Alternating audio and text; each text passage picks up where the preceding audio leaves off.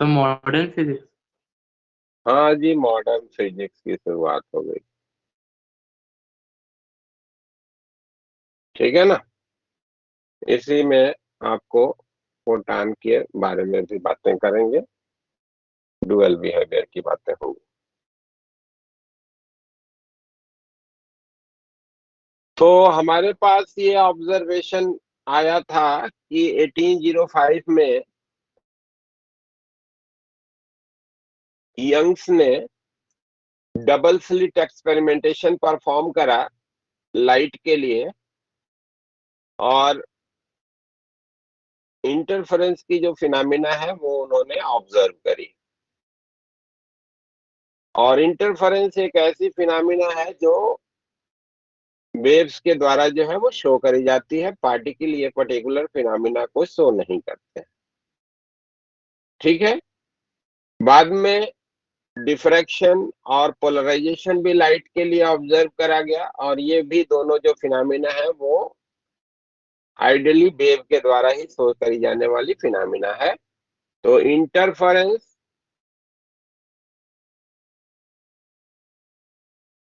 Diffraction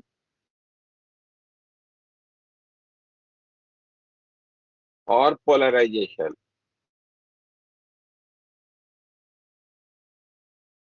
ये तीन जो फिनोमिना है ये वेव बिहेवियर ऑफ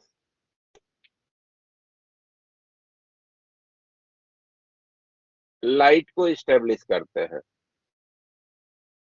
ठीक है ना भाई, कि लाइट हमारी जो है वो वेव है। ये तीन फिनोमिना जो ऑब्जर्व करी गई, इससे ये आपको इंफॉर्मेशन बनता है कि लाइट जो है वो वेव है।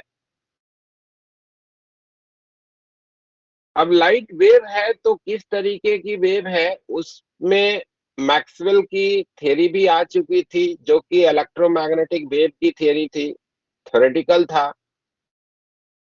और जो मैक्सवेल ने अपने उस थ्योरेटिकल डिस्कशन में इलेक्ट्रोमैग्नेटिक वेव का वेलोसिटी थ्योरेटिकल एनालिसिस के द्वारा प्रपोज किया, that was in match with the velocity of light method. जो लाइट की वेलोसिटी मेजर करी गई थी प्रैक्टिकली, उससे जो है वो मैच होता हुआ मिला मैक्सवेल का जो इलेक्ट्रोमैग्नेटिक वेव की थ्योरी से मिलने वाली वेलोसिटी थी। यानी कि ये माना जाने लगा कि लाइट जो है वो इलेक्ट्रोमैग्नेटिक वेव है। ठीक है ना। और इलेक्ट्रोमैग्नेटिक अगर वेव है तो इसको लैब में भी जो है वो प्रोड्यूस करा जा सकता है। अपनी उस थ्योरी में उन्होंने दिया था कि जब कोई भी चार्ज पार्टिकल ऑसिलेट कर रहा है तो वो इलेक्ट्रोमैग्नेटिक रेडिएशन जो है वो इमिट करता है। ठीक है ना। तो उस इलेक्ट्रोमैग्नेटिक रेडिएशन को प्रोड्यूस करने के लिए हर्ट्ज ने जो है वो एक्सपेरिमेंटेशन करा, और उस एक्सपेरिमेंटेशन के दौरान उन्होंने दो मेटल के बॉल्स लिए, जिनके क्रॉस उन्होंने एक अल्टरनेटिंग पोटेंशियल डिफरेंस को अप्लाई करके उन चार्ज बॉल्स को ऑसिलेट कराया। ठीक है भाई। तो जब चार्ज बॉल्स जो है वो ऑसिलेट कर रहे थे तो वहां से इलेक्ट्रोमैग्नेटिक रेडिएशन जो है वो इमिट होता हुआ दिखा। लेकिन उसी एक्सपेरिमेंटेशन के दौरान उन्होंने पाया क्या, कि अगर हम ये एक्सपेरिमेंटेशन को अल्ट्रावायलेट रेडिएशन के प्रेजेंस में कर रहे हैं, तो ये जो बॉल्स ऑसिलेट कर रहे हैं उन ऑसिलेटिंग बॉल के द्वारा जो है वो वहां पे स्पार्क जनरेट हो रहा है। अब ये स्पार्क क्यों जनरेट हो रहा है उसको एक्सप्लेन करने के लिए ये पाया गया कि उसमें पाया गया कि ये कोई पार्टिकल्स निकल रहे हैं जो कि निगेटिवली चार्ज है ना। जे जे थॉमसन उस समय तक जो है वो इलेक्ट्रॉन के बारे में ऑब्जर्वेशन बना चुके थे कि इलेक्ट्रॉन जो है वो हर एक पर्टिकुलर एटम का एक इंटीग्रल पार्ट है।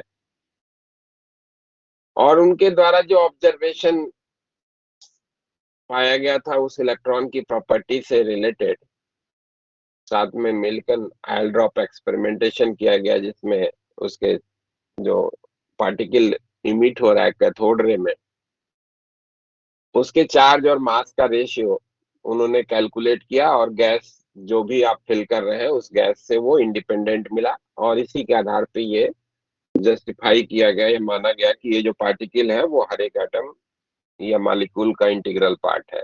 नाम उसको इलेक्ट्रॉन का दिया गया। तो ये जो ग्लो वहां पे पैदा हो रहा है, वो ग्लो बेसिकली जो है ऑब्जर्व किया गया कि जब यहाँ पे आकर के अल्ट्रावायलेट रेडिएशन टकरा रहा है, तो यहाँ से इलेक्ट्रॉन्स जो है वो निकल रहे हैं। ठीक है ना भाई? प्रेजेंट में आप एक,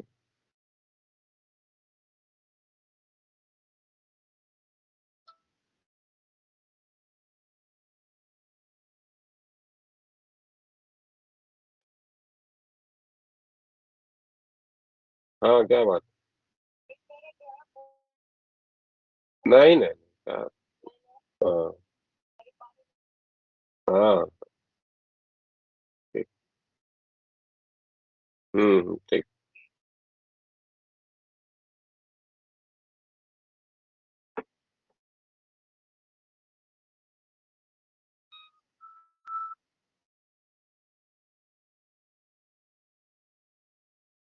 हाँ जी।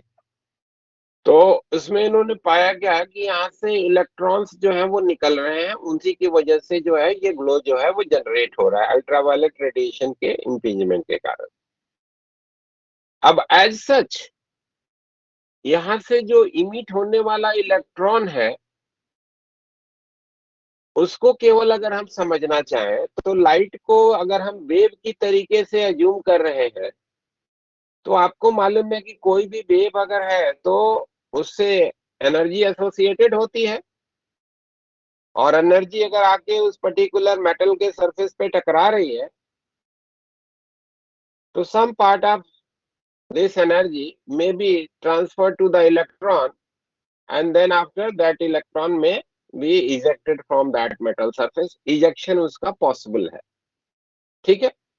केवल अगर इजेक्शन की बात अगर हम सोचते हैं, तो बड़े आसानी से ये एक्सप्लेन कर सकते हैं कि यहाँ पे इजेक्शन ऑफ इलेक्ट्रॉन जो है वो हो सकता है, और इवन कि हम जो है लाइट को या अल्ट्रावायलेट रे को हम इलेक्ट्रोमैग्नेटिक वेव के रूप में जो है वो एज्यूम कर रहे हैं।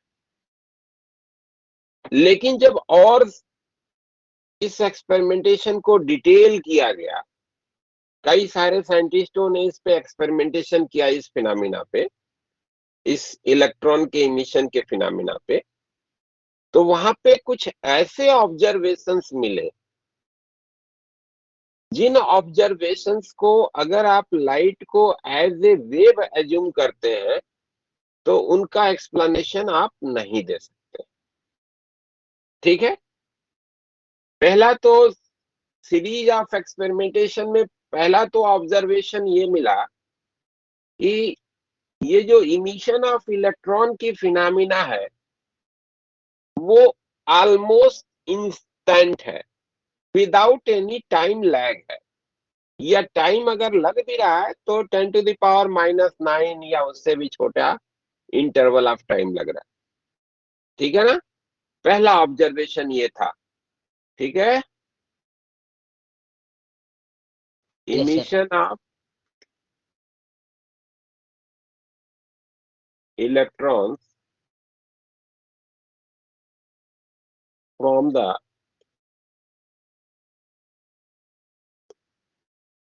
metal surface is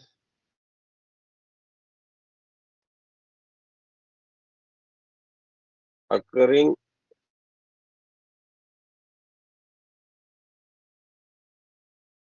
almost without any time lag.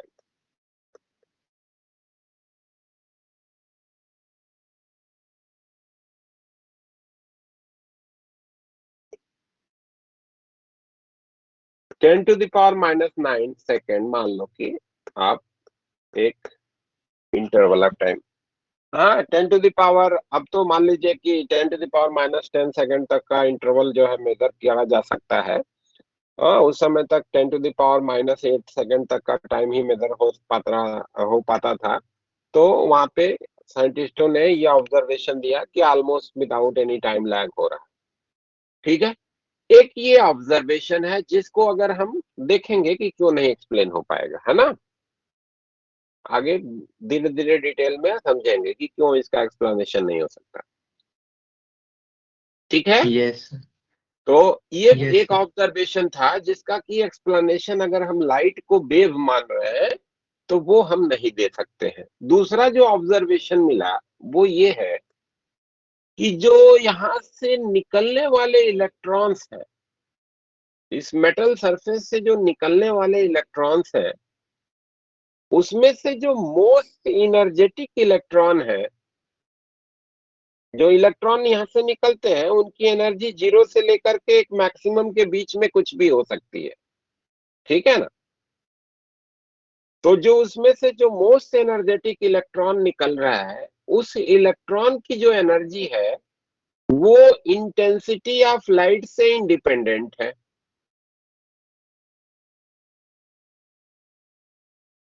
Energy of most energetic electron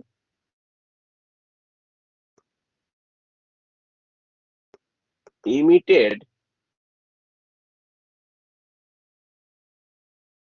from a metal surface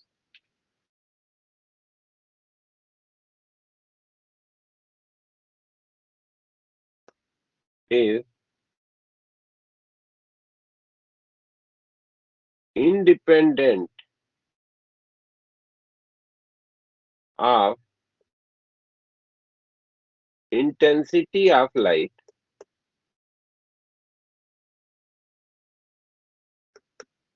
It solely depends on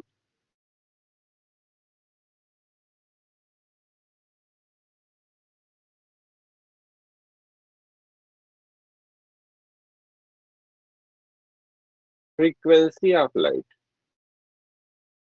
ठीक है, ये दूसरा ऑब्जर्वेशन था। इसको भी अगर हम वेव, लाइट को वेव मानते हैं तो उसका एक्सप्लेनेशन नहीं दे पाएंगे। ठीक है, एक और ऑब्जर्वेशन हम कोट कर सकते हैं। किसी भी मेटल सरफेस पे जो लाइट हम इम्पिंज करा रहे हैं, उस पर्टिकुलर इम्पिंज होने वाली लाइट की जो है फ्रीक्वेंसी, अगर एक पर्टिकुलर फ्रीक्वेंसी से ज्यादा है देन ओनली वहां से इमिशन ऑफ इलेक्ट्रॉन पॉसिबल है। इंटेंसिटी कितना भी बढ़ा लें, अगर फ्रीक्वेंसी जो है हमने नहीं बढ़ाया, ठीक है ना, तो एक पर्टिकुलर फ्रीक्वेंसी से कम फ्रीक्वेंसी को इम्पिंज कराया, चाहे जितनी भी इंटेंस लाइट हम डाल लें, उस मेटल सरफेस से इलेक्ट्रॉन्स नहीं निकलेंगे। ठीक है ना। No emission of electron from a metal surface can be observed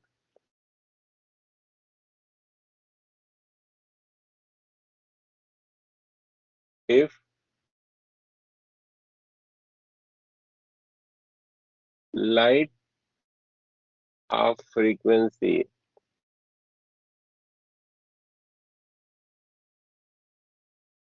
is smaller than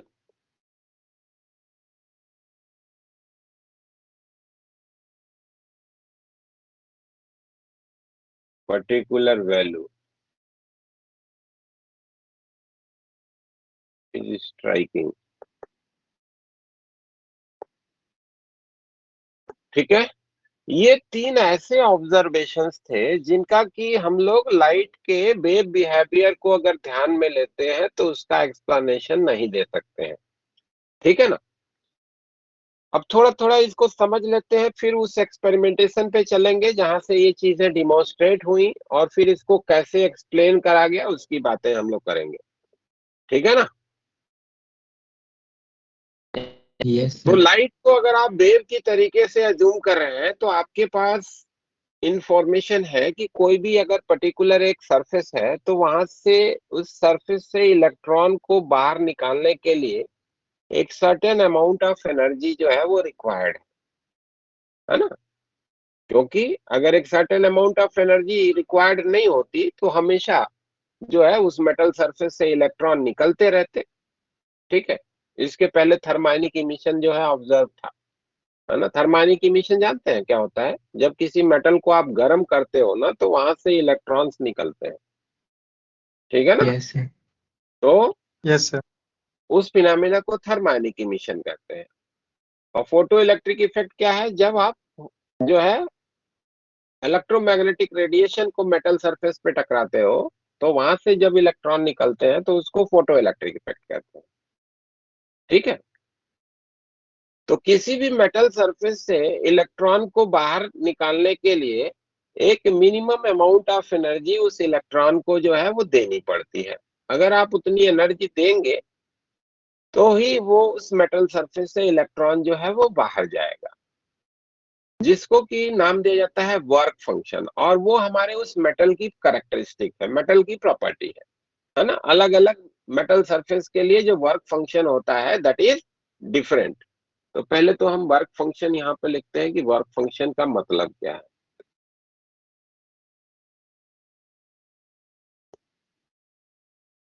work function क्या है?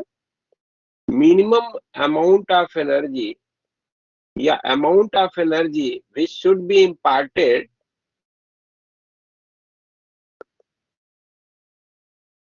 amount of energy which should be given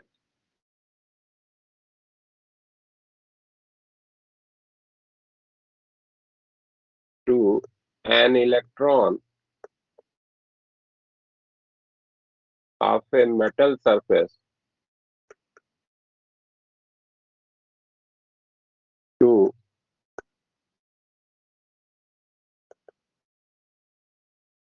eject it from that surface। उस surface से बाहर निकालने के लिए जो आपको उस इलेक्ट्रॉन को एनर्जी देनी होगी, that is known as the work function. ठीक है। ये कुछ इलेक्ट्रॉन वोल्ट्स में होता है। सबसे कम जो है वो सीजियम का होता है, 1.9 इलेक्ट्रॉन वोल्ट के आसपास कुछ होता है। ठीक है। तो इतनी एनर्जी अगर आप सीजियम प्लेट का जो इलेक्ट्रॉन है उसको अगर आप दे देते हो, तो ऐसे केस में जो है वहां से इलेक्ट्रॉन जो होंगे दे कैन बी इजेक्टेड, वो बाहर निकल जाएंगे। ठीक है ना। वो एनर्जी कैसे दे रहे हैं वो आप पे डिपेंड करता है। ठीक है। तो मान लीजिए कि हम एक सीजियम की मेटल की प्लेट लेते हैं, है ना। 1 मीटर स्क्वायर,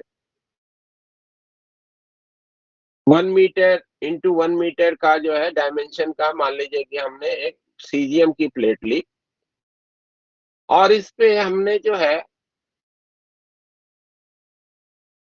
10 वाट का, या 10 वाट का जो है वो एनर्जी को इम्पिंज करा रहे हैं इसके ऊपर। 10 वाट का जो है वो बल्ब जलाया है, वो एनर्जी जो है हम इस पर्टिकुलर सीजियम की प्लेट पे जो है वो इम्पिंज करा रहे हैं। ठीक है ना भाई। यस और सर। उसके इन्फ्लुएंस में इस पर्टिकुलर सीजियम के जो फ्री इलेक्ट्रॉन्स है, हम मान ले रहे हैं कि जो पूरी की पूरी एनर्जी जो है वो उन फ्री इलेक्ट्रॉन्स को, जो कि एक लेयर के हैं, है ना, एक, केवल एक लेयर फ्री इलेक्ट्रॉन का, उनके द्वारा ये पूरी की पूरी एनर्जी जो है वो एब्जॉर्ब कर ली जा रही है। एक टिपिकल एग्जांपल दे रहे हैं। ठीक है। ये इनके द्वारा एब्जॉर्ब कर ली जा रही है पूरी की पूरी एनर्जी। तो भी एक इलेक्ट्रॉन को जो इसका वर्क फंक्शन है 1.9 इलेक्ट्रॉन वोल्ट, उतनी एनर्जी को एक्वायर करने में जो समय लगेगा, जैसा बुक्स में कोटेड है, वो 7 आवर्स का लगेगा करीब। इसका मतलब क्या हुआ कि अगर हमने अभी बल्ब को ऑन करा है तो उस सीजियम के प्लेट से जो इलेक्ट्रॉन के निकलने की जो फिनोमिना अपीयरेंस में आनी चाहिए, वो तकरीबन 7 घंटे के बाद होना चाहिए। ठीक है। जबकि प्रैक्टिकल ऑब्जर्वेशन क्या मिला भाई, कि जैसे ही आप बल्ब ऑन किए, अगर जो लाइट उस पे आके टकरा रही है उसकी फ्रीक्वेंसी जो है वो एक पर्टिकुलर फ्रीक्वेंसी से ज्यादा है, तो तुरंत वहां से इलेक्ट्रॉन जो है वो निकलना शुरू कर देंगे, चाहे उसकी इंटेंसिटी कुछ हो लाइट की। ठीक है ना, विदाउट एनी टाइम लैग। और ऑब्जर्वेशन ये है, और जबकि आपको प्रैक्टिकल वेव के रूप में कंसिडरेशन में लेते हुए अगर आप कैलकुलेशन परफॉर्म करते हैं तो आपको मिलता है कि 7 घंटा चाहिए भाई उसको निकलने के लिए, उतनी एनर्जी वो इलेक्ट्रॉन तभी पाएगा। तो ये बहुत बड़ा हर्डल था एक्सप्लेनेशन में, है ना। Yes sir. दूसरी चीज जो आपने पाया गया कि जो मोस्ट एनर्जेटिक इलेक्ट्रॉन है उसकी एनर्जी जो है वो इंटेंसिटी से इंडिपेंडेंट है। आपको मालूम है कि इंटेंसिटी ऑफ द वेव कैसे डिफाइंड होती है भाई? इंटेंसिटी डिफाइंड होती है amount of energy propagated per unit time per unit of the sectional area, यही तो इंटेंसिटी होती है। Yes sir. अब ज्यादा इंटेंसिटी की आप लाइट टकरा रहे हैं, इसका मतलब है कि आप ज्यादा एनर्जी को उस पर टकरा रहे हैं। अब ज्यादा एनर्जी आप टकरा रहे हैं तो इलेक्ट्रॉन को जो एनर्जी मिलेगी वो भी ज्यादा मिलनी चाहिए। Yes sir. यस और सर। इलेक्ट्रॉन को अगर ज्यादा एनर्जी मिलनी चाहिए तो इलेक्ट्रॉन वहां से जो निकलने चाहिए वो भी ज्यादा एनर्जेटिक निकलने चाहिए, लेकिन ऐसा नहीं मिला। ठीक है ना। इंटेंसिटी आप चाहे जितना भी बढ़ा लो, फ्रीक्वेंसी अगर आप नहीं बदल रहे हो, नहीं बढ़ा रहे हो, तो वहां से जो मोस्ट एनर्जेटिक इलेक्ट्रॉन निकलेगा उसकी एनर्जी पे कोई असर नहीं आया। तो ये दूसरा हर्डल हो गया जिसको कि आप इस वेव थ्योरी से एक्सप्लेन नहीं कर सकते। और तीसरा क्या है भाई कि एक पर्टिकुलर फ्रीक्वेंसी चाहिए।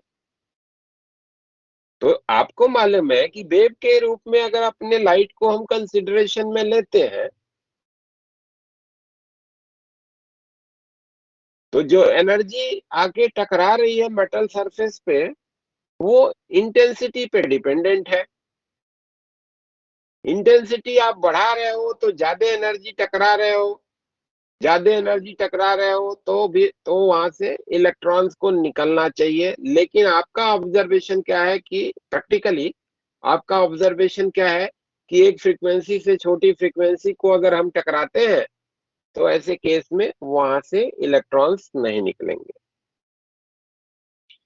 तो ये 3 ऐसे ऑब्जर्वेशन थे इस एक्सपेरिमेंटेशन में जिनका की एक्सप्लेनेशन लाइट को अगर हम वेव मानते हैं तो वहां से नहीं दे सकते।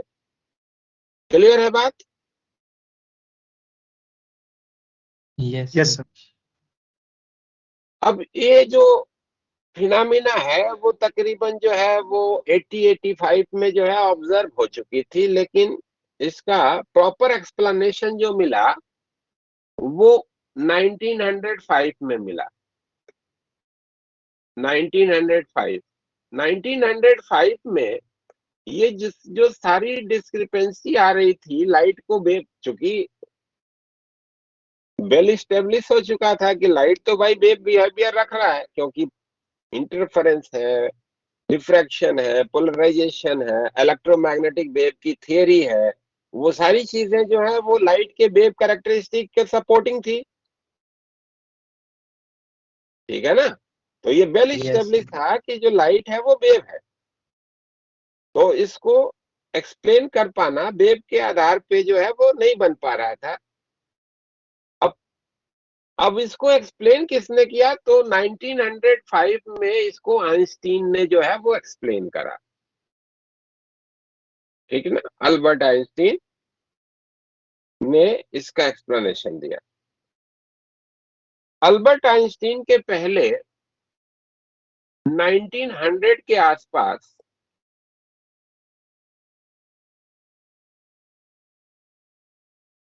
आपको मालूम है कि किसी भी ऑब्जेक्ट को जब आप गर्म करते हो, किसी सॉलिड को जब आप गर्म करते हो,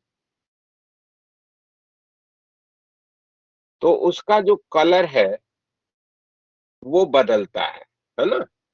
जब उसका टेम्परेचर कम रहता है तो थोड़ा रेड दिखता है। टेम्परेचर आप बढ़ाते जाते हो तो एक टेम्परेचर के बाद वो व्हाइट दिखने लगता है ना। Yes, sir. Yes, sir.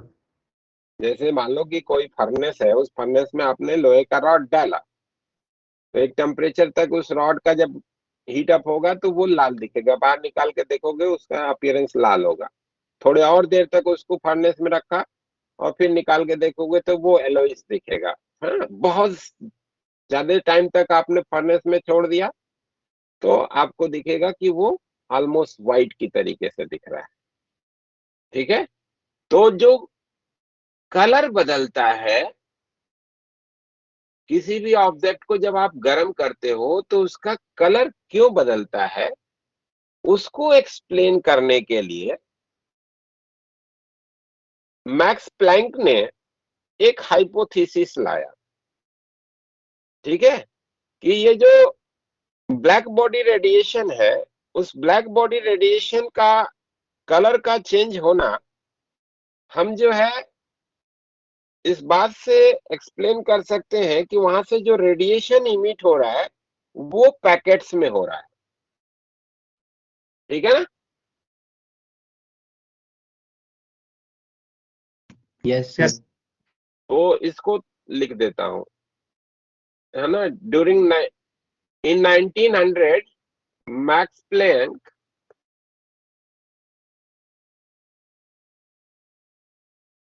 has assumed that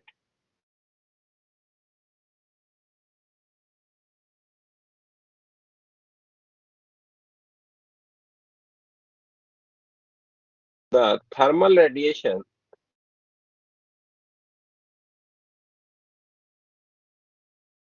और थर्मल रेडिएशन भी जो है इलेक्ट्रोमैग्नेटिक वेव है। ठीक है ना, thermal radiation are emitted in packets.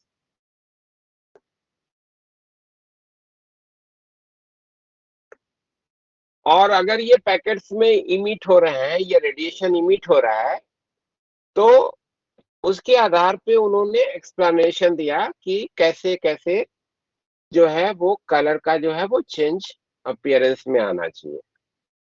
उन पैकेट्स की एनर्जी जब कम होगी तो उसके करेस्पॉन्डिंग जो कलर अपीयरेंस में आएगा वो रेड होगा।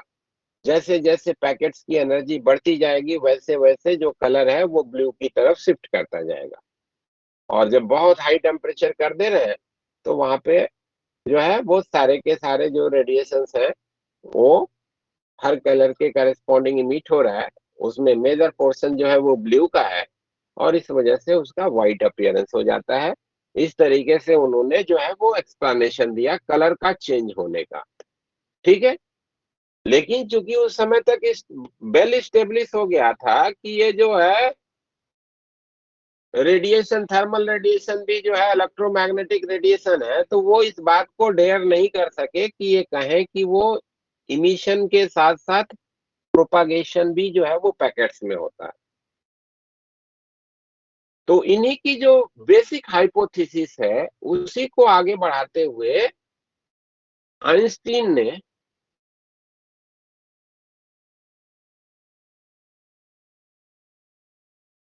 ये बोला कि रेडिएशन का जो इमिशन है एज वेल एज प्रोपागेशन, ये दोनों जो है वो पैकेट्स में होता है।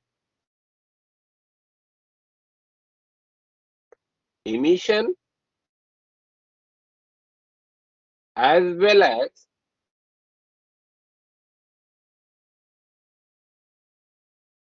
propagation of radiation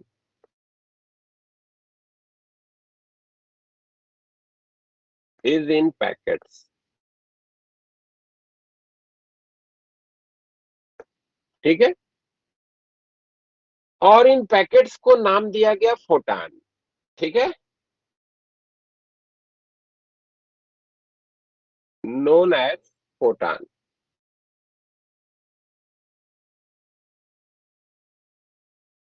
उनको फोटान का नाम दिया गया। उन्होंने ये ऑब्जर्वेशन दिया कि इन फोटान की जो एनर्जी है it is proportional to the frequency of that electromagnetic radiation.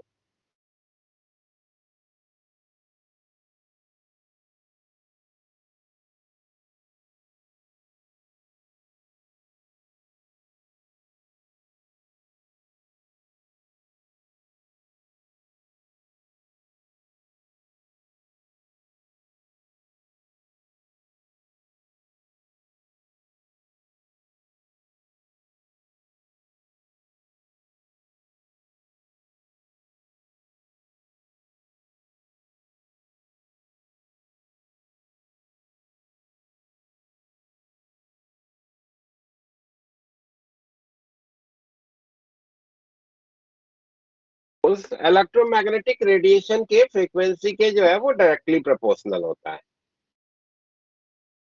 Later on major करा गया वो कांस्टेंट ऑफ प्रोपोर्शनैलिटी, और उसको मैक्स प्लैंक के ऑनर में उसको नाम दिया गया प्लैंक कांस्टेंट। ठीक है ना, तो किसी भी Yes, फोटान sir. की जो एनर्जी है उसको हम h इंटू न्यू से जो है वो लिख सकते हैं। ठीक है, तो एनर्जी ऑफ फोटान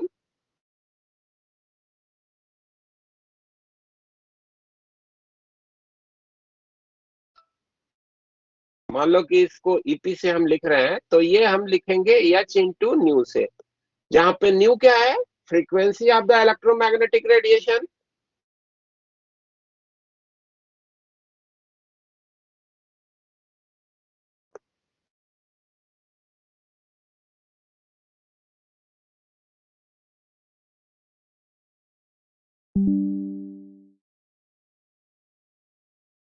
और h है, इसको बोलते हैं प्लैंक कांस्टेंट, जिसकी वैल्यू कितनी होती है भाई, 6.6 6.625 into the power minus 34 joule. 6.63 approximately minus 34। ठीक है ना, ये आप ध्यान में रख सकते हैं, एसआई यूनिट में इस एच की वैल्यू है ना, तो जूल सेकंड हो जाएगा। जूल सेकंड ये हमारा जो है एच की जो है वो वैल्यू है अप्रोक्सीमेटली, है ना, 6.63 इंटू 10⁻⁻34 जूल सेकंड। अब जब आप इस आइंस्टीन की ये पर्टिकुलर फोटान थ्योरी को आप ध्यान में लेते हैं तो बड़े आसानी से आप ये जो तीनों डिस्क्रिपेंसीज इस पर्टिकुलर डिस्कशन में आ रही थी, इस एक्सपेरिमेंटेशन में जो तीनों चीजें मिली थी उनको आप बड़े आसानी से इस फोटान थ्योरी को ध्यान में लेकर के आप एक्सप्लेन कर सकते हैं। ठीक है ना, पहली चीज, अगर जो पर्टिकुलर लाइट हम मेटल सरफेस पे इंपिंज करा रहे हैं उस लाइट की फ्रीक्वेंसी अगर एक पर्टिकुलर फ्रीक्वेंसी से कम है तो जो फोटान यहाँ पे आके उन इलेक्ट्रॉन से टकराएंगे, है ना, ये फोटान है जो आकर के वो हमारे उस इलेक्ट्रॉन से टकरा रहा है, वो फोटान जब इस इलेक्ट्रॉन से टकराएगा तो जितनी एनर्जी फोटान की है वही इस इलेक्ट्रॉन को देगा, है ना भाई। और अगर इस Yes, फोटान sir. की एनर्जी इलेक्ट्रॉन को बाहर निकालने के लिए जितनी एनर्जी चाहिए उसके कंपैरिजन में कम है, तो ये इलेक्ट्रॉन बाहर नहीं निकल पाएगा। तो ये जो थर्ड ऑब्जर्वेशन था वो एक्सप्लेन्ड हो गया, ठीक है ना, Yes, कि sir. एक पर्टिकुलर फ्रीक्वेंसी से छोटी फ्रीक्वेंसी की लाइट को अगर आप इम्पिंज करा रहे हैं तो वहां से इलेक्ट्रॉन नहीं निकलेंगे, चाहे आप इंटेंसिटी कितना भी बढ़ा लो। इंटेंसिटी आप बढ़ा रहे हो तो जो आपके पास तीनी पार्टिकल्स जिसका कॉम्बिनेशन आप अपने उस पर्टिकुलर वेव को कह रहे हैं, उन पार्टिकल से एसोसिएटेड एनर्जी नहीं बढ़ा रहे हैं, आप बेसिकली बढ़ा क्या रहे हैं कि कितने फोटान आके टकरा रहे हैं उनकी संख्या आप बढ़ा रहे हैं, ठीक है ना। तो number of photon striking to the surface बढ़ रहा है अगर आप इंटेंसिटी बढ़ा रहे हैं तो, ठीक है। फ्रीक्वेंसी नहीं चेंज कर रहे हैं तो उन फोटान की एनर्जी नहीं बदलेगी। तो हर फोटान जो आके वो हमारे उस इलेक्ट्रॉन से टकराएगा, उस इलेक्ट्रॉन को जो है इतनी एनर्जी नहीं दे पाएगा कि वो इलेक्ट्रॉन उस मेटल सरफेस से बाहर चला जाए, और ऐसे केस में इलेक्ट्रॉन उस मेटल सरफेस से बाहर नहीं निकलेगा, ठीक है भाई। तो थर्ड वाला जो ऑब्जर्वेशन था एक्सप्लेन्ड हो गया। Yes, sir. Yes, sir. दूसरा पहला वाला ऑब्जर्वेशन क्या था कि जब पर्टिकुलर लाइट को आपने ऑन करा तो इंस्टेंटली इलेक्ट्रॉन वहां से निकलने शुरू हो गए। अगर मान लो कि ये फोटान जो यहाँ पे आके टकरा रहा है, इसकी एनर्जी जो है वो इसको बाहर निकालने के लिए जो रिक्वायर्ड एनर्जी है उससे बड़ी है, तो उस कोलिजन में जो टाइम लगा जो कि ऑलमोस्ट निग्लिजिबल है, उस फोटान को उस इलेक्ट्रॉन से कोलाइड करने में जो टाइम लगा, उतने टाइम में उसने पूरी की पूरी अपनी एनर्जी इलेक्ट्रॉन को ट्रांसफर कर दी। Yes, sir. और Yes, sir. इलेक्ट्रॉन को एनर्जी जो है वो विदाउट एनी टाइम लैग मिला, विदाउट एनी टाइम लैग उस इलेक्ट्रॉन को एनर्जी मिला, और इंस्टेंटली वो इलेक्ट्रॉन हमारा उस पर्टिकुलर मेटल सरफेस से बाहर जा सकता है।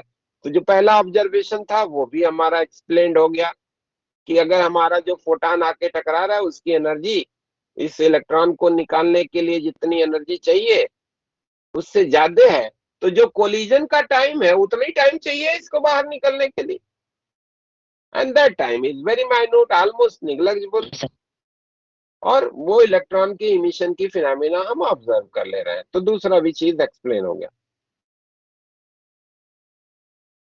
अब ये जो फोटॉन थियरी है उसको अगर आप ध्यान में ले रहे हैं तो आप बड़े आसानी से, जो सेकंड ऑब्जर्वेशन था कि जो मोस्ट एनर्जेटिक हमारा इलेक्ट्रॉन है उसकी एनर्जी इस फोटॉन की एनर्जी पे डिपेंडेंट है, क्योंकि एक फोटॉन आके टकराया, अगर इस फोटॉन की एनर्जी जो बाहर निकालने के लिए रिक्वायर्ड एनर्जी है जिसको हम वर्क फंक्शन कह रहे हैं उससे बड़ी है, और वो इलेक्ट्रॉन जो इस फोटॉन से कोलिजन किया वो अगर बिना किसी दूसरे कोलिजन के बाहर निकलता है, यानी कि किसी दूसरे इलेक्ट्रॉन से बिना टकराए अगर सरफेस से बाहर जा रहा है, तो ऐसे केस में that electron will have the maximum energy.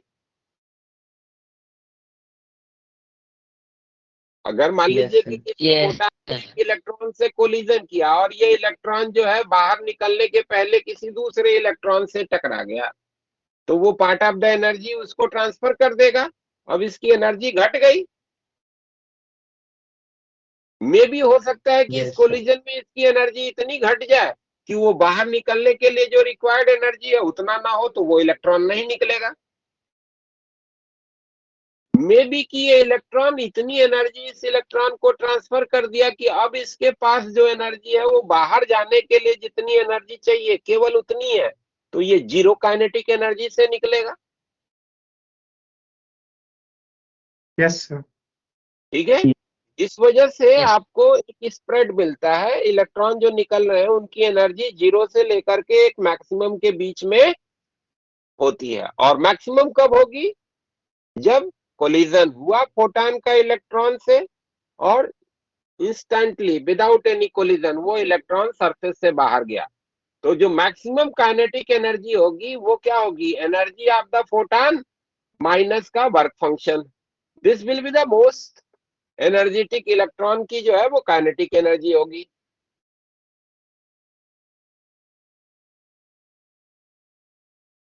Yes, sir.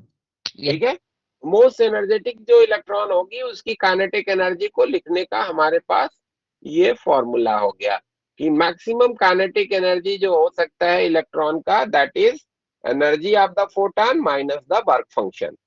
Phi is the work function, H into nu, ये एनर्जी ऑफ फोटॉन हो गया।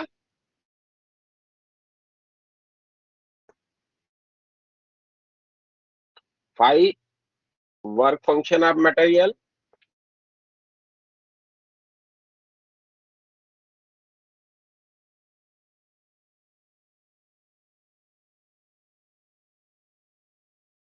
और के मैक्स जो हो गया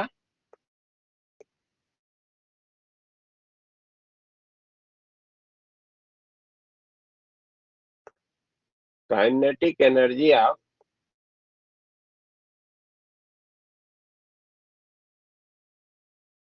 मोस्ट एनर्जेटिक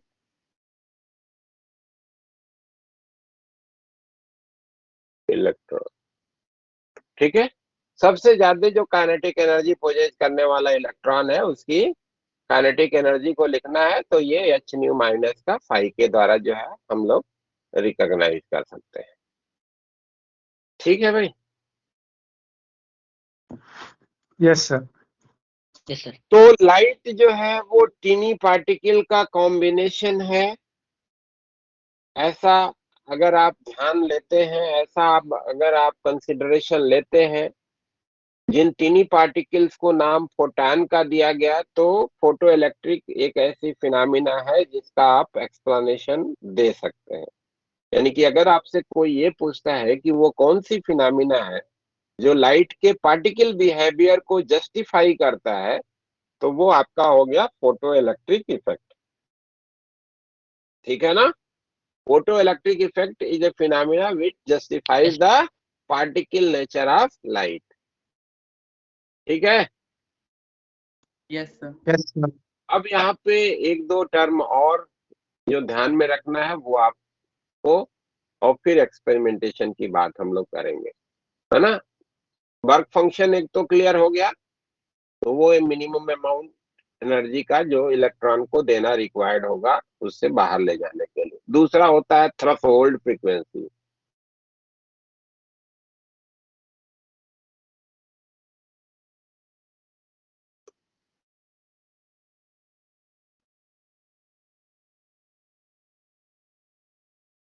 थ्रेशोल्ड फ्रीक्वेंसी क्या है, वो minimum frequency which can eject electron from a metal surface, वो थ्रेशोल्ड फ्रीक्वेंसी कहलाती है। Minimum frequency of electromagnetic wave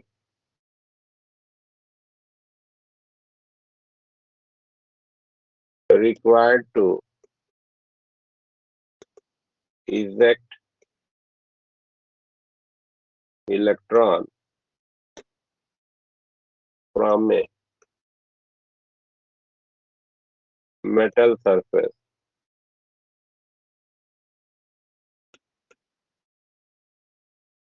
is known as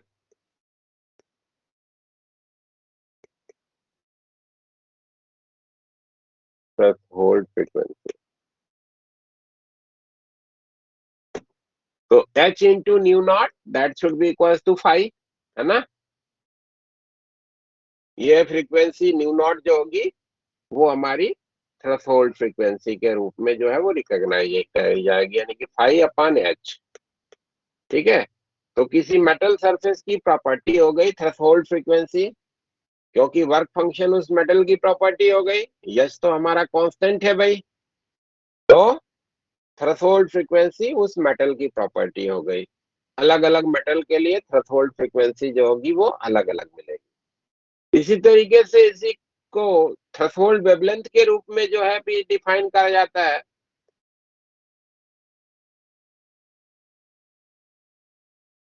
threshold wavelength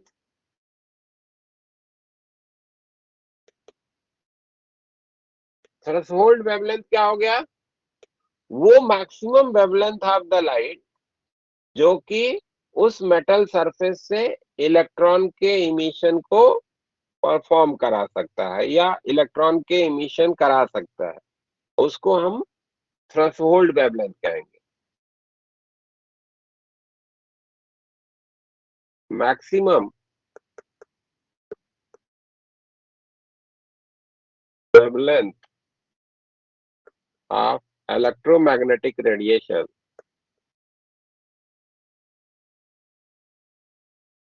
sir इसमें मिनिमम क्यों नहीं बोला? मिनिमम क्यों नहीं बोला? अभी अभी एक्सप्रेशन लिख रहे हैं तो अपने आप समझ में आ जाएगा। Maximum wavelength of the electromagnetic radiation which can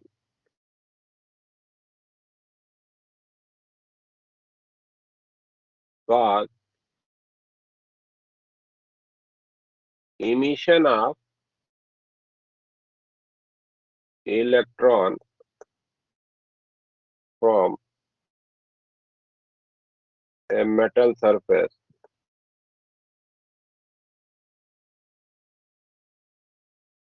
is known as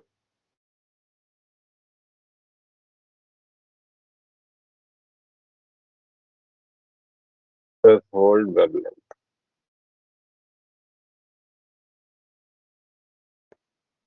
ठीक है, अब आपके पास जानकारी है कि किसी भी वेव की जो फ्रीक्वेंसी है वो c/λ से लिखी जाती है ना भाई? Yes, sir.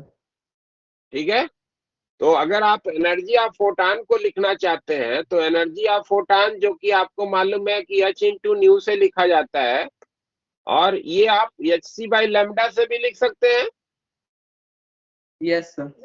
Yes sir. जो को आपने c/λ से रिप्लेस कर दिया, और ये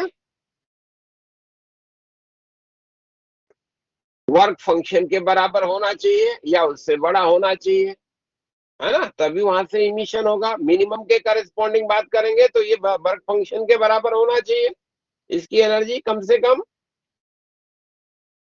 बोलो भाई। Yes Yes. सर। ठीक है, तो अगर आप ये जो एनर्जी आप लिख रहे हैं that is corresponding to the minimum, तो लेमडा जो है वो मैक्सिमम भी तो होगा। तो जो मैक्सिमम वेवलेंथ है जो कि इस पर्टिकुलर मेटल सरफेस से इमिशन को गवर्न करा सकता है वो hc/5 से लिखा जाएगा। अगर इतना या इससे छोटा वेवलेंथ की लाइट इम्पिंज करा दोगे, अगर लेमडा को इससे छोटा कर दे जो लेमडा नॉट है, तो एनर्जी ऑफ फोटॉन 5 से बड़ी हो जाएगी। Yes sir. Yes sir. तो इमिशन पॉसिबल होगा, इसीलिए मैक्सिमम कहा। समझ में आ गया 100 मिल? Yes sir. तो थ्रेशोल्ड वेवलेंथ मैक्सिमम के करस्पॉन्डिंग और थ्रेशोल्ड फ्रीक्वेंसी मिनिमम के corresponding. Minimum wavelength maximum wavelength जो इमिशन को कवर करा सकता है उसको थ्रेशोल्ड वेवलेंथ कहेंगे। मिनिमम फ्रीक्वेंसी जो इमिशन को गवर्न करा सकता है उसको हम लोग थ्रेशोल्ड फ्रीक्वेंसी का नाम देंगे। ठीक है भाई? Yes sir. Yes sir. अब आइए उस एक्सपेरिमेंटेशन की बात कर लेते हैं जिसमें हम फ्रीक्वेंसी इंटेंसिटी को अगर चेंज करते हैं तो कैसे हमारा जो है इमिट होने वाले इलेक्ट्रॉन की एनर्जी बदलती है, उसके लिए क्या एक्सपेरिमेंटेशन किया गया। मान लीजिए आपने एक ग्लास का ट्यूब लिया,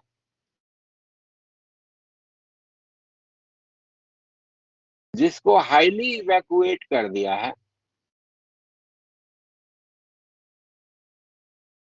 और इसके एक तरफ आपने मेटल प्लेट को लगाया है जिस पे आप फोटान को इम्पिंज करा रहे हैं या लाइट को इम्पिंज करा रहे हैं, और दूसरी तरफ एक और दूसरी मेटल की प्लेट लगा दी, और इन दोनों के बीच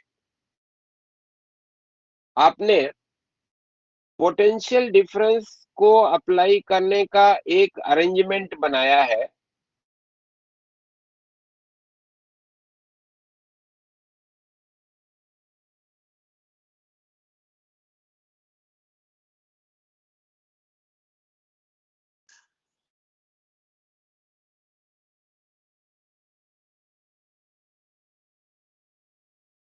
और साथ में इधर में आपने एक अमीटर लगा दिया,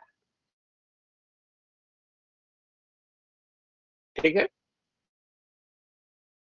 और आप इस पर्टिकुलर मेटल के प्लेट के ऊपर एक लाइट को इम्पिंज करा रहे हैं, एक ऐसी लाइट जिसकी जो फ्रीक्वेंसी है वो थ्रेशोल्ड फ्रीक्वेंसी से बड़ी है ना। थ्रेशोल्ड फ्रीक्वेंसी से बड़ी फ्रीक्वेंसी की जो है लाइट इस पर्टिकुलर मेटल प्लेट के ऊपर इम्पिंज करा रहे हैं। अपने एक्सपेरिमेंटेशन के इनिशियल सिचुएशन में आपने क्या किया कि ये दोनों प्लेट का पोटेंशियल डिफरेंस आपने 0 रखा है, यानी कि जो इसका पोटेंशियल है वही इस प्लेट का भी पोटेंशियल रखा। एक इधर में अरेंजमेंट लगा दिया जिसको कॉम्यूटेटर कह रहे हैं, है ना। ये कॉम्यूटेटर का मोटिव ये है कि हम जितना चाहें पोटेंशियल डिफरेंस को चेंज कर सकते हैं, इवन की पोलैरिटी भी बदल सकते हैं। हम चाहें कभी इसको निगेटिव कर दें, इसको पॉजिटिव कर दें, और जब चाहें इसको पॉजिटिव कर दें, इसको निगेटिव कर दें, ठीक है। तो ये अरेंजमेंट इधर में बना दिया जिसका मोटिव क्या है, पोटेंशियल डिफरेंस को बदलना और पोलैरिटी भी बदलना, ठीक है। Yes sir. और हम यहाँ पे जो पोटेंशियल डिफरेंस जो दोनों प्लेट के बीच में अप्लाई किया है उसके, और यहाँ पे जो अमीटर है, इस अमीटर के जो करंट की रीडिंग है उसके बीच में हम एक ग्राफिकल प्रेजेंटेशन कर रहे हैं।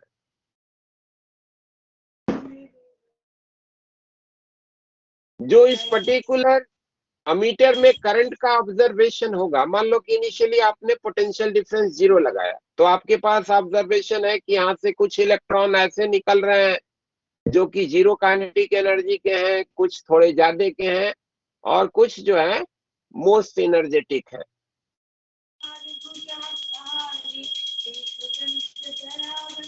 तो आपको मिलेगा क्या कि जो यहाँ से निकलने वाले हमारे इलेक्ट्रॉन है जो कि एनर्जेटिक है, वो इलेक्ट्रॉन हमारे इस मेटल प्लेट तक पहुंचेंगे। हेलो। Yes sir. और जो भी इलेक्ट्रॉन उस पर्टिकुलर मेटल प्लेट तक पहुंच रहे हैं उनके इन्फ्लुएंस में हमारे इस मीटर के थ्रू फ्लो करेंगे, और यहाँ पे हमको करंट का ऑब्जर्वेशन आएगा। यहाँ पे जो अमीटर की ऑब्जर्वेशन है इसको हम फोटो इलेक्ट्रिक इफेक्ट के करस्पॉन्डिंग करंट है, तो इसको हम फोटो करंट कहेंगे, है ना। ये फोटो करंट हो गया।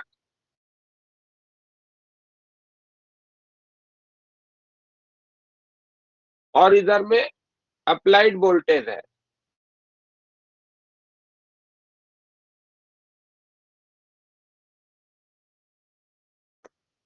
अप्लाइड वोल्टेज के बीच एक हम ग्राफिकल प्रेजेंटेशन बनाने का प्रयास कर रहे हैं। तो इनिशियली हमने 0 पोटेंशियल डिफरेंस लगाया था, तो हमको कुछ इलेक्ट्रॉन्स इधर से जो निकले थे वो इस प्लेट तक आते हुए मिले, और उसके फ्लो के करस्पॉन्डिंग ये एमीटर हमारी एक रीडिंग दिया,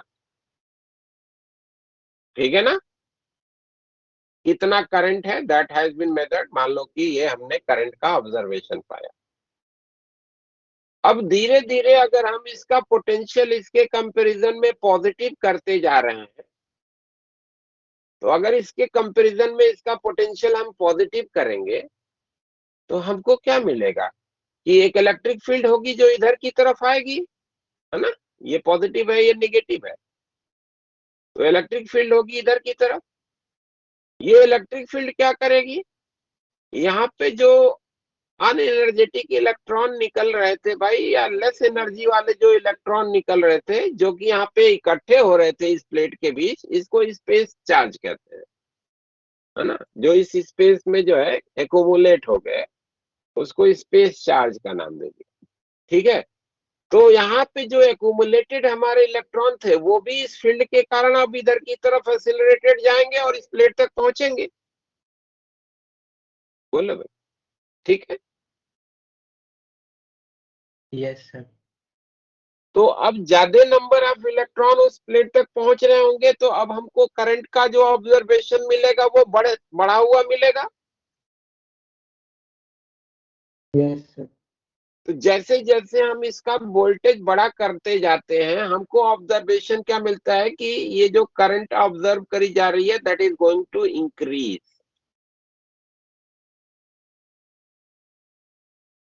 फोटो करंट हमको बढ़ती हुई मिलती है। और एक सिचुएशन ऐसा मिलता है जिसके बाद हम इसका पोटेंशियल कितना भी बड़ा कर लें, उसके बाद फोटो करंट नहीं बढ़ती है।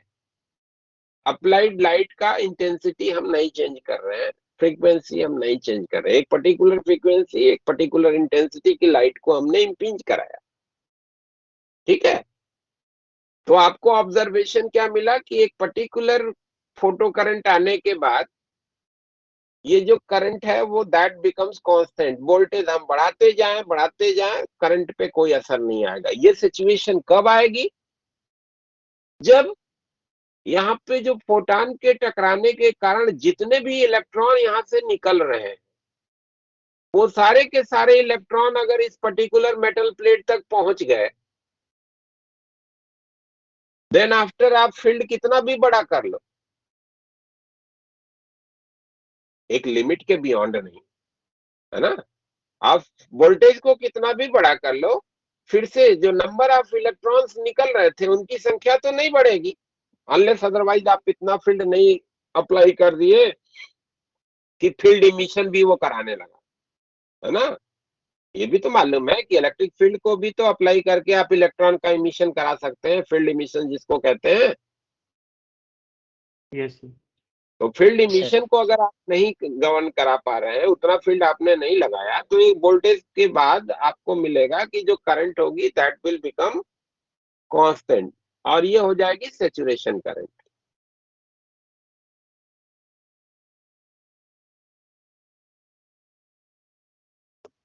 ठीक।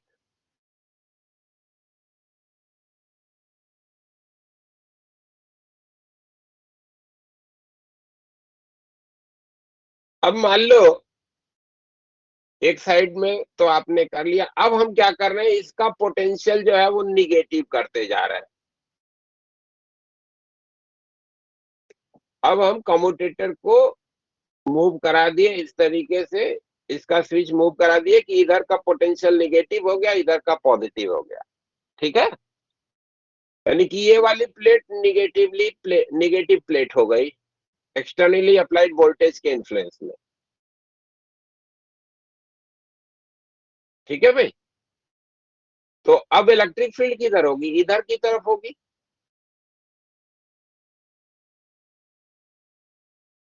है ना। Yes, sir.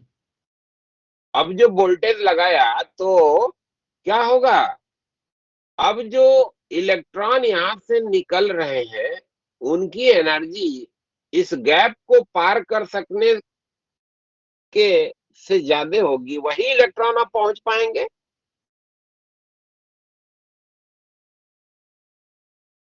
है ना।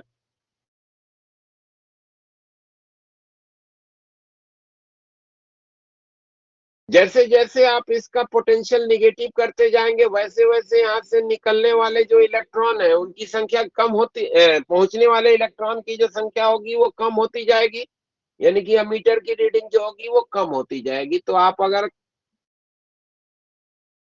ऑब्जर्व करेंगे तो आपको मिलेगा क्या कि जैसे जैसे आप निगेटिव पोटेंशियल को बड़ा करते जाएंगे, वैसे वैसे इलेक्ट्रॉन की संख्या घटती जाएगी, फोटो करंट उसी के करेस्पॉन्डिंग कम होती जाएगी। और अगर एक पर्टिकुलर पोटेंशियल डिफरेंस जिसमें कि इस वाली प्लेट का निगेटिव है, इसका पॉजिटिव,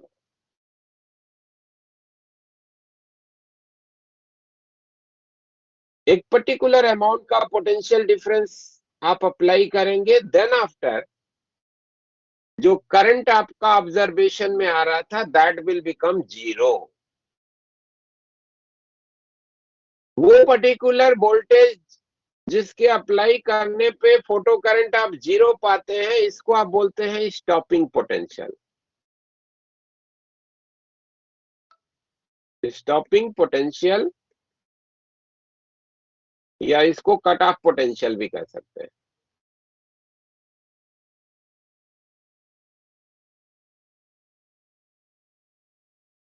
ये कट ऑफ पोटेंशियल कितना होगा भाई? इतना हो जाए कि उसके कॉरेस्पॉन्डिंग जो मोस्ट एनर्जेटिक इलेक्ट्रॉन है उसकी एनर्जी उस वोल्टेज के बराबर हो जाए, तो उसके बाद वो भी नहीं पहुंच पाएगा। क्यों भाई? हेलो? Yes, sir. ठीक है, जो Yes, most sir. Yes, sir. Energy electron निकल रहा है उसकी भी एनर्जी उस बैरियर को पार नहीं कर पाए, तो अब कोई इलेक्ट्रॉन नहीं पहुंचेगा, अमीटर की रीडिंग आपको जीरो मिलेगी, and that will be corresponding to the stopping potential. तो स्टॉपिंग पोटेंशियल को अगर आपको लिखना है,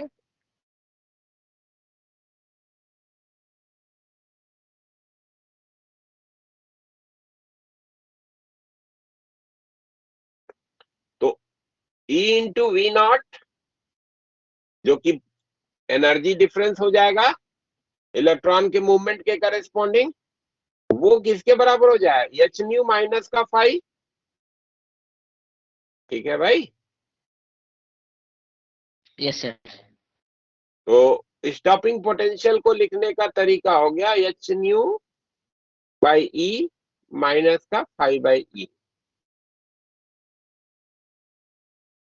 तो स्टॉपिंग पोटेंशियल को लिखने का ये हमारा फॉर्मूला हो गया कि स्टॉपिंग पोटेंशियल कितना आपको अप्लाई करना पड़ेगा किसी भी पर्टिकुलर अप्लाइड लाइट की फ्रीक्वेंसी और work function of the material के करेस्पॉन्डिंग। ई यहाँ पे इलेक्ट्रॉनिक चार्ज है, अमाउंट है चार्ज ऑफ इलेक्ट्रॉन, और वी नॉट जो है वो स्टॉपिंग पोटेंशियल है। नेचुरल है कि वो निगेटिव होना चाहिए इस वाली प्लेट का इसके कंपैरिजन में।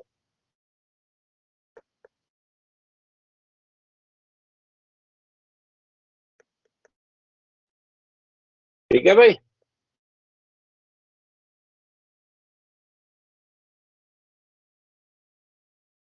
Yes, sir.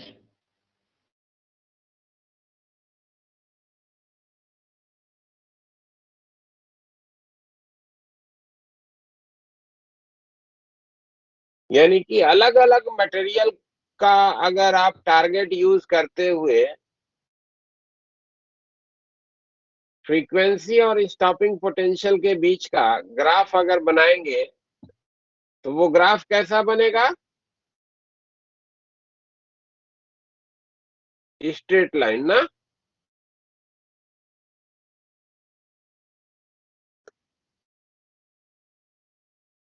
Yes, sir. Stopping potential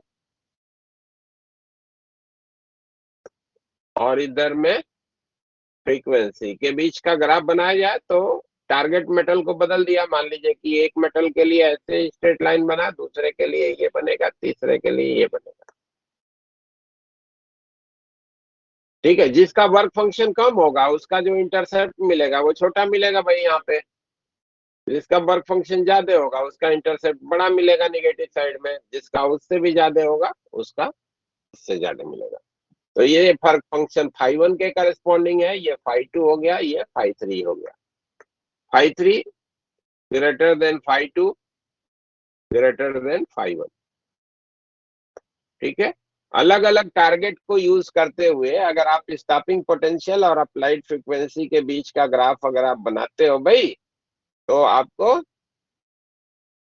straight line graph मिलेगा, और वो ग्राफ का जो स्लोप होगा, इसमें अक्सर करके ये स्लोप भी पूछा जाता है, इसका जो स्लोप होगा वो क्या शो करेगा? सभी के लिए सेम होगा, पैरेलल लाइंस आएंगी ना, Yes, sir. स्लोप क्या होगा? Slope will be h by e, है ना, h by e की वैल्यू देगा।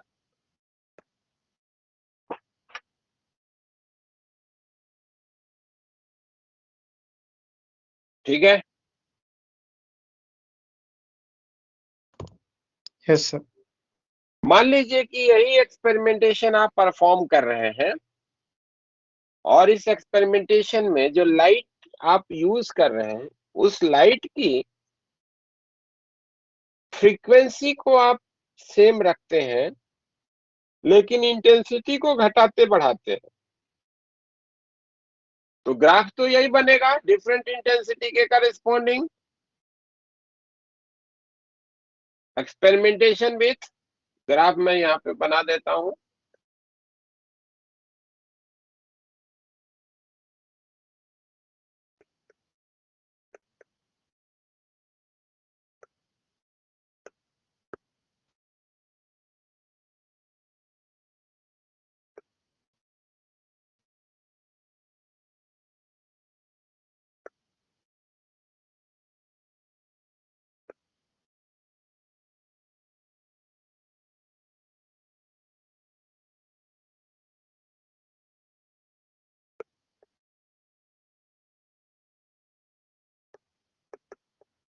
इंटेंसिटी आप अलग रख रहे हैं,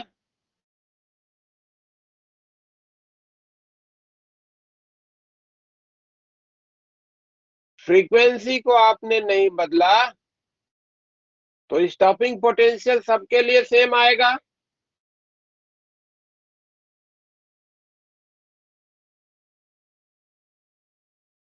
क्यों भाई? Stopping potential is directly related with the frequency, it does not relate with the intensity.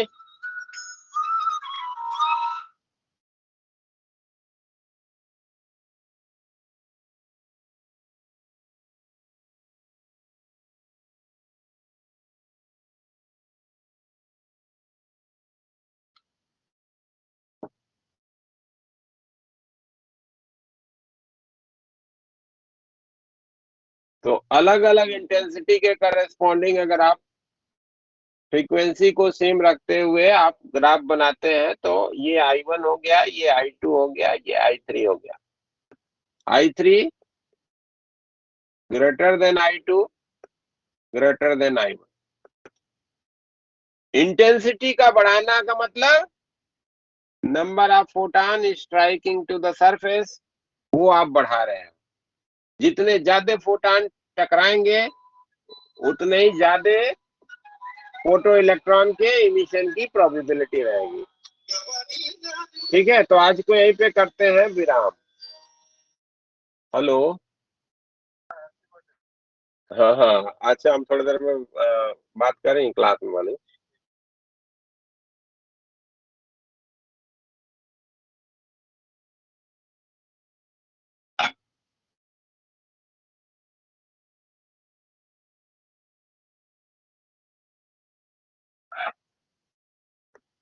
Thank you, sir. Okay बेटा, Thank you, sir. Good night, sir. Thank you, sir. Thank- Good night, sir. right. Thank you, sir. Thank you, sir.